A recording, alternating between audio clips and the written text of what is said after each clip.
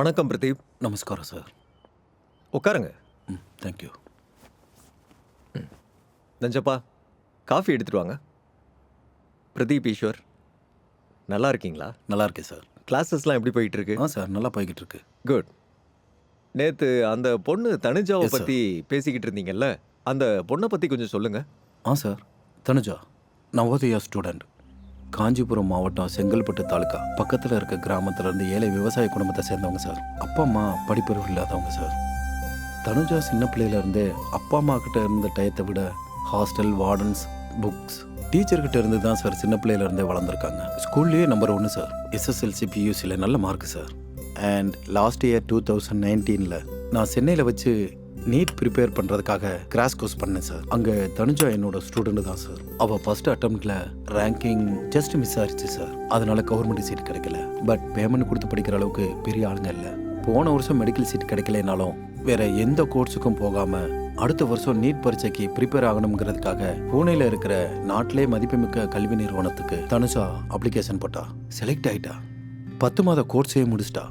Last month September 12 NEET exam இருந்தது. அந்த காரணத்துக்காக பூனேல இருந்து ஊருக்கு திரும்ப வந்தா சார். 1 மாதம் குவாரண்டைனில் உள்ள வச்சிட்டாங்க. அங்கேருந்து திரும்ப வீட்டுக்கு போனான். வீட்டில் நல்லா ப்ரிப்பேர் பண்ணான். பட் அன்பார்ச்சுனேட்லி அவளுக்கு பரீட்சை இருந்த அன்னைக்கு அவள் வீடு இருந்த ஏரியா கண்டெய்ன்மெண்ட் ஜோன்னு டிக்ளேர் ஆயிடுச்சு சார். அதனால பரீட்சை எழுத முடியல சார். இந்த கோவிட் பாசிட்டிவாக இருந்தவங்களுக்கு கண்டெய்ன்மெண்ட் ஜோன்ல இருந்து ஆயிரக்கணக்கான ஸ்டூடெண்ட்ஸோட எதிர்கால நலன் கருதி அதுக்காக அவங்க எல்லா எக்ஸாமும் எழுதணும்னு சுப்ரீம் கோர்ட்லேருந்து ஆர்டர் போட்டிருக்காங்க சார். இன்னைக்கு தான் சார் அந்த எக்ஸாம். அவளோட அப்ளிகேஷன் ரிஜெக்ட் ஆக காரணம் என்ன? அது செப்டம்பர் 12, அதாவது அவள் எக்ஸாம் எழுதுற அன்னைக்கு அவளோட வீடு கண்டெய்ன்மெண்ட் ஜோன்ல இருந்துச்சுன்னு அப்படிங்கிற சர்டிஃபிகேட்டை லோக்கல் PDO ஆஃபீஸ்ல இருந்து கலெக்ட் பண்ணி ஆன் டைம்ல அப்லோட் பண்ணலன்ற காரணத்துக்காக ரிஜெக்ட் பண்ணிட்டாங்க சார். அதனால தான் ஹால் டிக்கெட் கிடைக்கல. டாக்குமெண்ட்லாம் அப்லோட் ஆயிருச்சுன்னு நினச்சி சும்மா இருந்துட்டாங்க. ஆனால் அப்லோட் பண்ணுறதுக்கு லேட்டான காரணத்தினால அப்ளிகேஷன் ரிஜெக்ட் ஆயிடுச்சுன்னு நேற்று ராத்திரி தான் சார் எங்களுக்கே தெரியும். இந்த பேண்டமிக் சுச்சுவேஷனில் இந்த கவர்மெண்ட் ஆஃபீஸரை தேடி அவங்க கிட்ட சர்டிஃபிகேட்டை வாங்குறது கரோனாவை ஜெயிக்கிறதுக்கு சமம் சார். ஏன்னா அவங்களுக்கும் ஒர்க் ப்ரெஷர் சார். நம்மளால எதுவும் பண்ண முடியாது இல்லையா சார்? சரி, எக்ஸாம் எங்க, எத்தனை மணிக்கு? மதியானம் 1:30 மணிக்கு சார். National college Chennai. இப்போ அந்த பொண்ணு எங்கே இருக்கா? ஊரில் தான் இருக்கா சார். அப்படின்னா ஒன்று பண்ணுங்க. சொல்லுங்க. அந்த பொண்ணை உடனே வர சொல்லுங்க. ஓகே. பை சான்ஸ் வாய்ப்பு கிடைச்சதுக்கு அப்புறம் அவன் கிளம்புனா அதுக்கப்புறம் ஒன்றும் பண்ண முடியாது. சரிங்க சார், நான் சொல்லிடுறேன். வரேன்.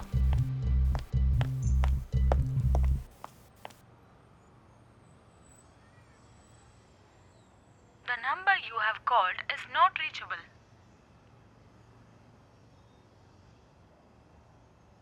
The number you have called is not reachable.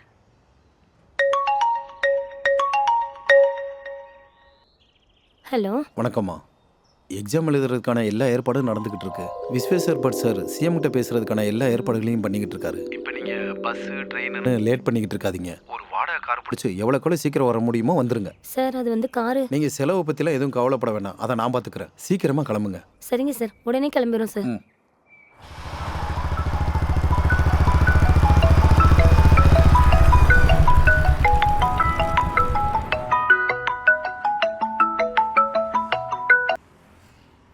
Sir வணக்கம் சார். வணக்கம் கேஷவ், எங்கே இருக்கீங்க?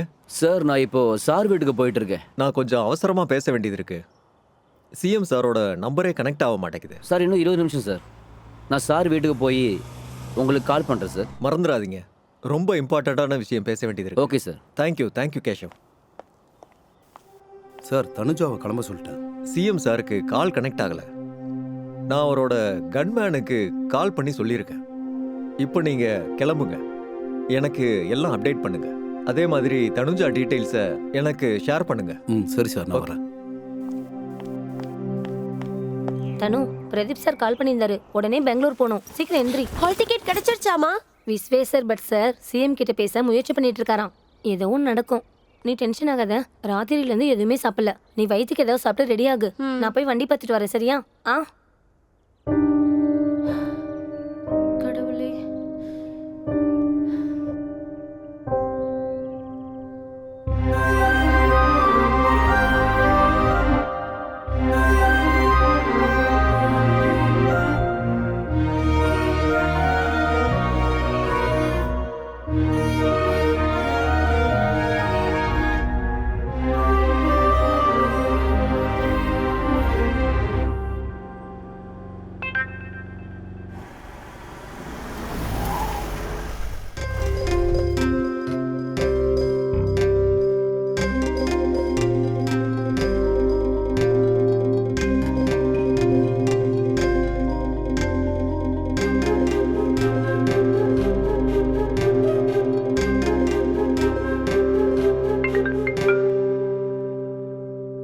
சொல்லுங்க கேஷவ். சார் சார் வீட்டில் தான் இருக்காரு சார். நீங்கள் நேர்லயே வந்துடுங்க. நான் ஒன்று பண்ணுறேன், 1 மணி நேரத்தில் நான் அங்கே இருப்பேன். ஓகே சார், வாங்க வாங்க. தேங்க்யூ கேஷவ்.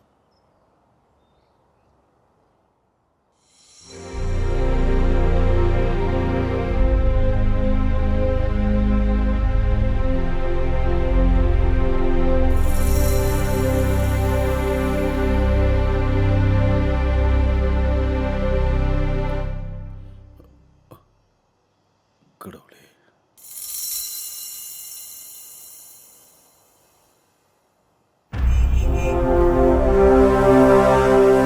சார் வணக்கம் சார்.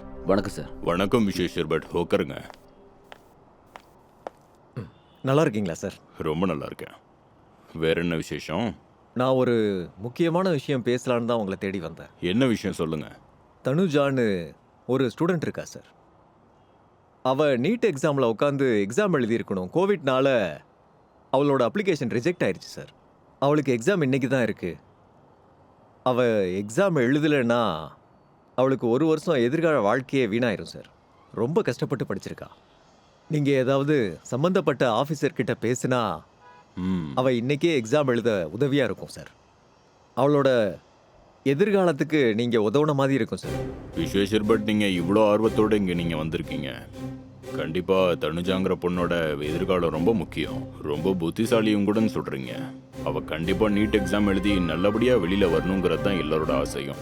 அதுக்கு சம்மந்தப்பட்டவங்க எல்லாரையுமே நான் அரேஞ்ச் பண்ணி அவள் கண்டிப்பாக எக்ஸாம் எழுதுகிற மாதிரி நான் பண்ணுறேன். அதுக்கு சம்மந்தப்பட்டவங்களெல்லாம் நான் பார்த்து அவள் கண்டிப்பாக எக்ஸாம் எழுதுகிற மாதிரி நான் கண்டிப்பாக பண்ணுறேன்.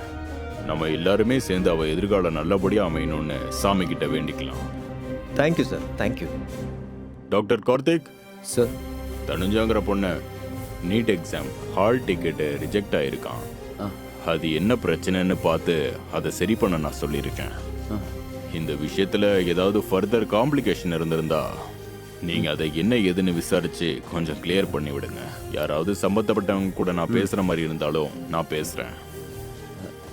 மொத்தத்தில் அந்த பெண் பிள்ளையோட எதிர்காலம் ஓகே சார். பாதிக்கப்படக்கூடாது. விஜேந்தர் சார் கூட இதை பற்றி பேசினாரு. நான் பார்த்துக்கிறேன் சார். Please do it. சரிங்க sir.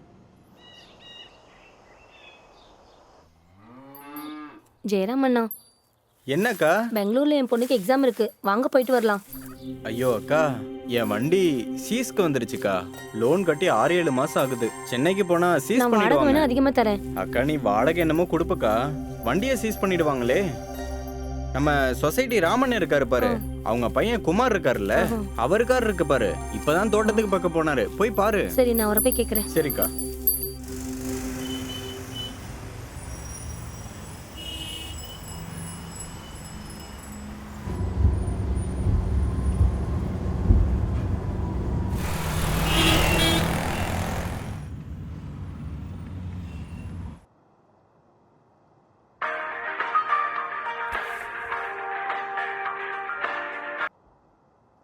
Hello. Good morning madam. நான் டாக்டர் கார்த்திக், சிஎம்மோட ஸ்பெஷல் ஆஃபீஸர் பேசுகிறேன். சொல்லுங்க சார். மேடம், தனுஜாங்கிற ஒரு கேண்டிடேட்டுக்கு டெக்னிக்கல் இஷ்யூனால நீட் எக்ஸாம் எழுதுறதுக்கு ஹால் டிக்கெட் கிடைக்கல. அதுக்கு என்னென்ன ப்ரொசீஜர்ஸ் ஃபார்மாலிட்டிஸ் இருக்கோ அதை நான் உங்களுக்கு பண்ணித்தரேன். தயவு செஞ்சு அந்த பொண்ணு எக்ஸாம் எழுத கொஞ்சம் அரேஞ்ச் பண்ணுங்க மேடம். இதை சிஎம் சொன்னார் மேடம்.